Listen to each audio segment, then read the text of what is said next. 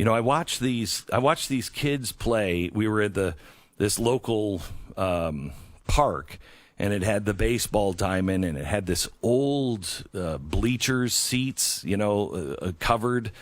It was like a Norman Rockwell painting. It really was.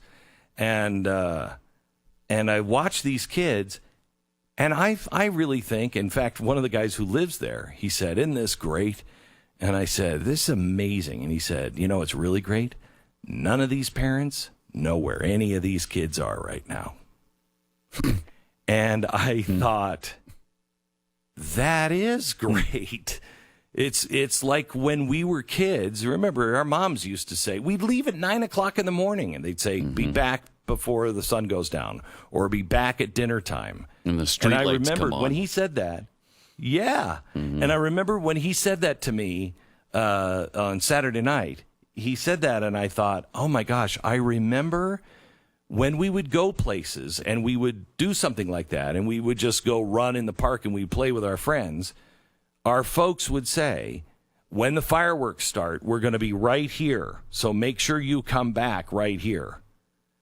And they didn't worry, and we didn't worry.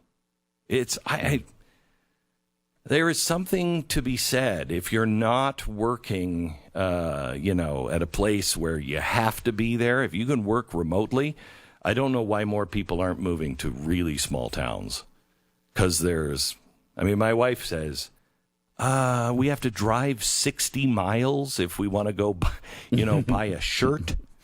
And it's at a, Target. I don't even know if we have a Target 60 miles away from here. And I'm like, oh, that's why you got Amazon. That's why you got Amazon. But it's just, there's something, and it was weird, Pat. I don't know if you felt this yet, but some of the people that I have been talking to, some of my neighbors, they really feel as though this is it. We've lost it. Yeah. The nation is too far gone. And there was kind of this melancholy in some degree of this is not coming back. This is it. Yeah, I've heard that sentiment expressed quite a bit. And it's sad. Yeah. So I don't want to accept that. Really sad. I'm trying to remain positive, but it's hard.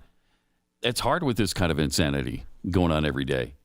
I mean, we've talked about 5 or 6 things just this morning that, a month ago you couldn't imagine.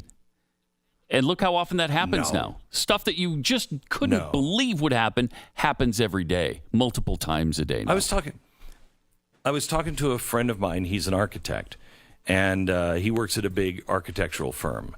And he said, they had this global conference call a couple of weeks ago.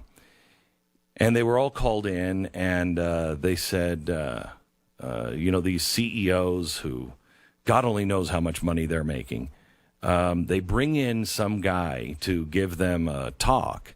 And he said, the first thing out of this guy's mouth is,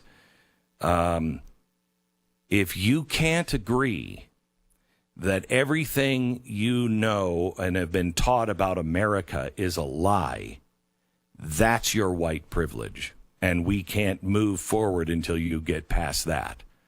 And he was like, he just looked around, and everybody was just standing there, and nobody said anything. And he's like, everything that we've been taught is a lie? Wow. I mean, and what are you going to do? Are you going to be the one? And, in some ways, we're really going to regret not being the one that stands up in the room and goes, guys, come on, I can't be the only person here. There are problems and there are things that we've done wrong, but everything we've known about our country is a lie. I'm sorry, but if he says that I have to accept that to work here, I'm not working here.